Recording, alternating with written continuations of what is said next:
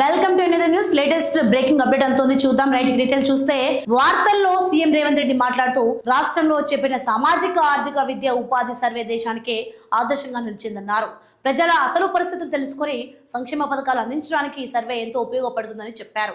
అలాగే ఇందిరమ్మ పథకంలో నిజమైన అర్హులను గుర్తించాలని అధికారులకు సూచించారు.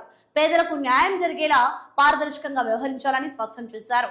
సీఎం మాట్లాడుతూ కులగణన ఆధారంగా వెనుకబడిన వర్గాలను తగిన అవకాశాలు, సంక్షేమ పథకాలు అందించడమే ప్రభుత్వ లక్ష్యమని తెలిపారు.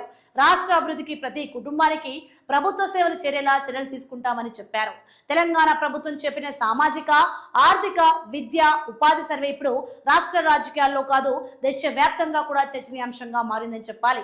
ఈ సర్వేపై ముఖ్యమంత్రి రేవంత్ రెడ్డి కీలక వ్యాఖ్యలు చేశారు. రాష్ట్రంలో ప్రతి కుటుంబం వివరాలను సేకరించి ప్రజల అసలు జీవన పరిస్థితులను ప్రభుత్వం అంచనా వేస్తోందని సీఎం తెలిపారు.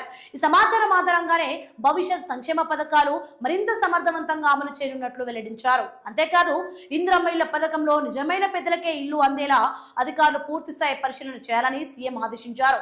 ఎలాంటి రాజకీయ ఒత్తిళ్లు, సిఫార్సులు లేకుండా అర్హులను ఎంపిక చేయాలని స్పష్టం చేశారు. సామాజిక న్యాయం కోసం ప్రభుత్వం కట్టుబడి ఉందని పేర్కొన్న రేవంత్ రెడ్డి వెనుకబడిన వర్గాలకు సరైన అవకాశాలు కల్పించేందుకు ఈ సర్వే ఎంతో కీలకమని చెప్పారు.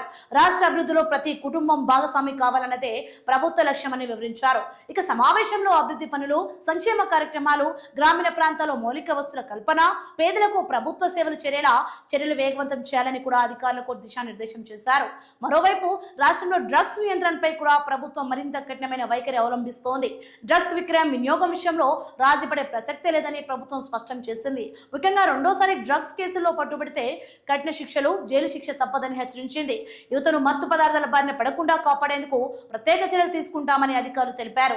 డ్రగ్స్ మాఫియాపై పోలీసులు నిరంతరం నిఘా కొనసాగిస్తున్నారని, ప్రజలు కూడా అనుమానాస్పద సమాచారం ఉంటే వెంటనే పోలీసులకు తెలియజేయాలని విజ్ఞప్తి చేశారు. మొత్తంగా చూస్తే ఒకవైపు సామాజిక సర్వే ఆధారంగా సంక్షేమ పథకాలను మరింత పారదర్శకంగా అమలు చేయాలని తెలంగాణ ప్రభుత్వం నిర్ణయించగా, ఇక మరోవైపు డ్రగ్స్ నిర్మూలనలో కఠిన చర్యలకు సిద్ధమైంది. ఈ రెండు అంశాలు ప్రస్తుతం రాష్ట్ర వ్యాప్తంగా విస్తృత చర్చకు దారితీశాయి. Updates for more updates keep watching ఎన్యుదయ న్యూస్.